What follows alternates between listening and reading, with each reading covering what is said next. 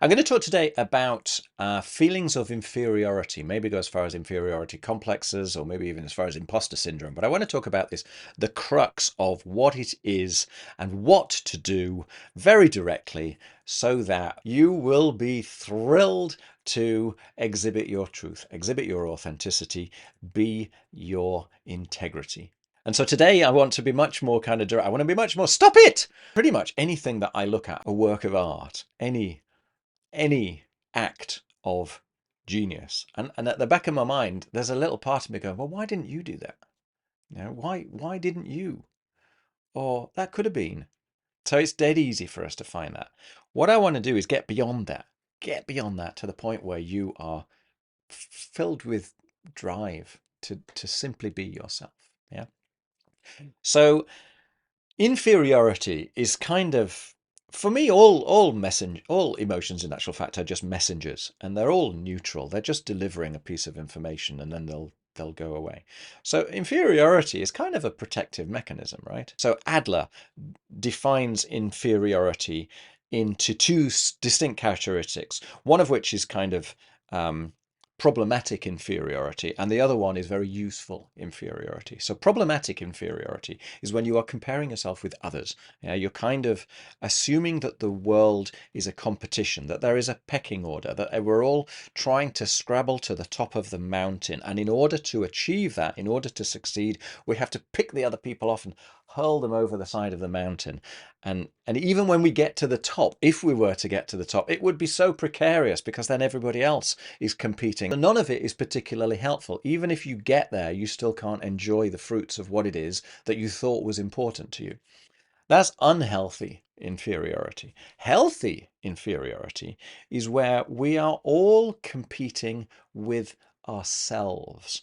There is a sort of a sense inside of us of our higher self, our higher order, our capabilities, the things that we might, if we really, really put our mind to it, be able to become, to express. And so we're constantly kind of comparing ourselves against that and racing against ourselves, let's say.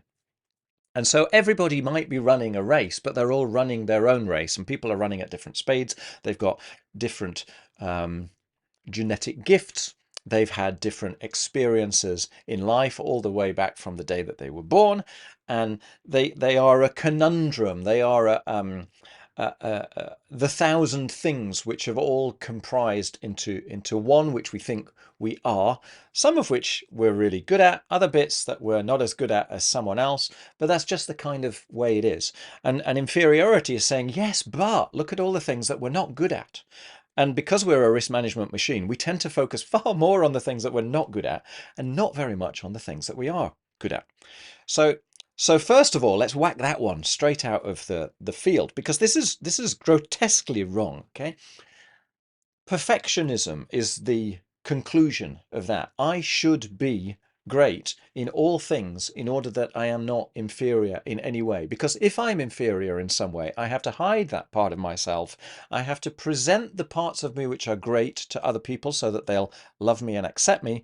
And so I'm going to expend a huge amount of energy on that presentation.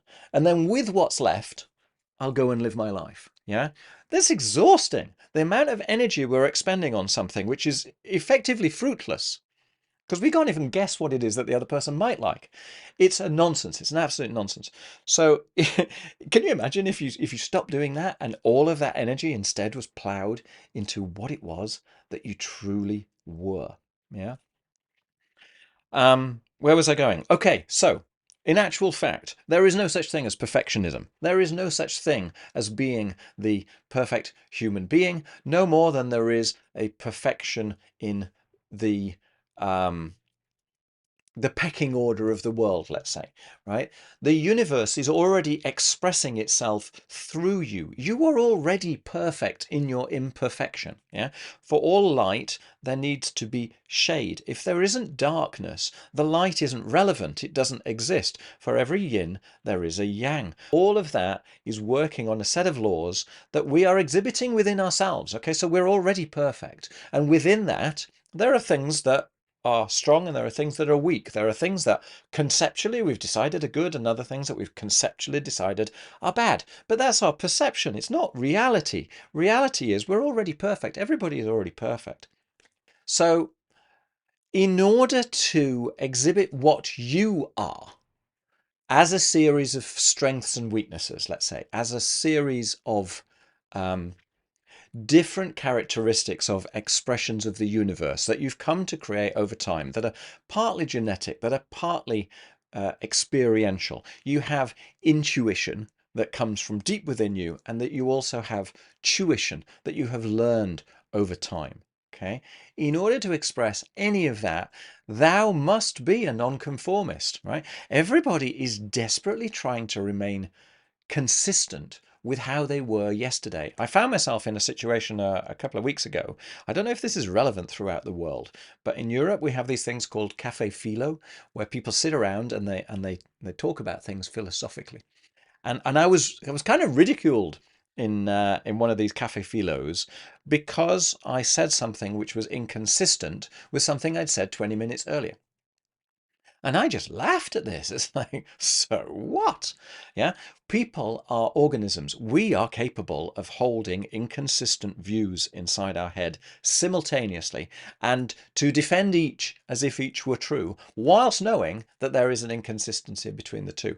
The idea that we should remain consistent with what we were before negates the entire reason why we might exist. If that were the case, you might as well just look at your shadow. Everything that would be truthful about you today would be what was there yesterday. So rather than conform to some, I don't know where this came from, but this idea that thou shalt be consistent, that you should be able to explain everything in a linear fashion and to justify that to the ends of the earth. Instead, speak your truth now. And if tomorrow your truth is different, speak your different truth now and now and now and own that. Yeah. So we've got to be non-conformist, which means we've got to be comfortable with the idea that people are going to disagree and go, well, that's not very consistent with how you were yesterday. Yeah. But that's not sacred. What is sacred is the integrity of what it is that you are in this moment in time. It's not sacred whether you're consistent with what you were yesterday. So therefore, it's not sacred what other people think about you. But if you're not consistent with yourself, if you don't own what it is that you are right now and exhibit that, well, then you wither away, yeah, inside of yourself. And when you do exhibit your truth right now, whatever that may be, that's where joy lies, yeah? That's where you are owning your reality, exhibiting your reality, celebrating your reality, maybe. Celebrating your reality is a great way to describe it, yeah? You're permitting your soul to dance. How's about that? Let's talk about right, wrong, values, virtues, vices, okay? The only way that you can find peace inside of all of that is by owning all of that, of owning the good, the bad, the indifferent, of owning your values, of owning your principles, and of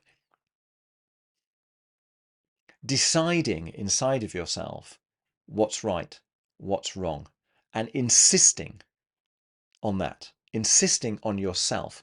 What is important to you? What is right and wrong to you? What triggers a sense of injustice? Jung made me laugh.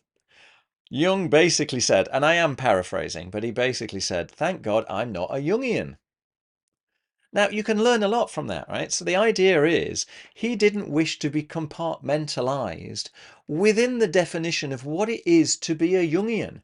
He was just being Jung. He was just being himself. He was defining that. And then other people came along and added bells and whistles and boxed it in and made it what it was, whereas he was just being himself. Yeah. Every man is unique. You can't become Jung by reading Jung's books. Yeah? So give up. You are already your own gift, effectively, is what I'm saying. Yeah. What that means, therefore, is that all those parts of us that we think are inferior, those parts of us that are false, well, they're the biggest gifts. Yeah, they are everything that leads us to be a more wondrous version of ourselves. Okay, if you didn't have any faults, if you were comfortable, you would be kind of, well, apathetic, complacent, lazy. You wouldn't go anywhere, right? It's it's when there is this voice at the back that says, yes, but, look at these parts of you that are flawed, are wrong, aren't doing as well as they should be. That's where you get your drive to go and push against yourself to succeed in ways which are relevant to you. It doesn't matter what other people think, but you are succeeding on your own terms. It shines a light on the areas that you either have to integrate or that you need to learn more. And then you can go off and use that as a wonderful expression. There's a guy called Ralph Waldo Emerson, and I'm not big on American literature, but this I really liked. He talks about each man having their vocation. They have the thing that they are just fantastic at, their talent, their calling.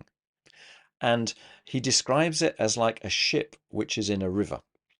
And so pretty much all of the directions that the ship might go in the river is going to cause the ship to start banging either against other boats or against the sides of the river. But there is a way where you can aim the ship and the ship will go without any obstructions, and you just sweep along beautifully, gracefully, living like you are. So the end result of that is follow your heart, follow your intuition. What your heart feels is great really is great. Don't Don't take my words and follow them. Follow your own words. Live life by the way that makes sense to you. Now, part of making sense to you means fitting in with the world. It doesn't mean suddenly becoming a selfish individual. It's a very important part of our values are in valuing the experiences and thoughts and observations of others, because we can learn from that and we get comfort and security and safety, and we see ourselves through the reflected light of others. It's a wonderful, wonderful thing. So I'm not saying that suddenly you self-isolate, but there is an element to you which is beautiful and unique to you. And the entire system benefits from you exhibiting your you-ness. Yeah. Identity is a doing. It's not a thing. It's fluid. It evolves. This entire idea of us being consistent with ourselves is a nonsense, because it and I and all things evolve. Everything is changing, and somewhere within that is the beautiful adventure of life. I think that's enough. I've done enough. Thank you for watching. I'll find ways of linking through to the other videos. I've got all sorts of other things that you can look at in terms of this feeling of inferiority. So we've got boundaries. Boundaries are fantastic for inferiority. What is it that is within my sphere of influence? What is within my sphere of concern? And what is, frankly, outside of all of that? Yeah.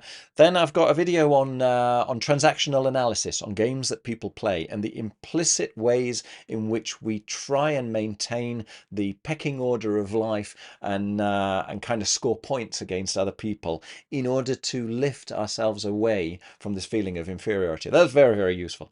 I'm sure there are others as well, but I can't think of any off the top of my head. But I'll link them all in the video. All right, thanks for watching. Take care. I hope some of that is of interest. I hope you will truly now, with complete authenticity and integrity, go and exhibit your beautiful self, whatever that means, to the world. Be grateful for the opportunity. Today's never coming again. All right, take care. Bye.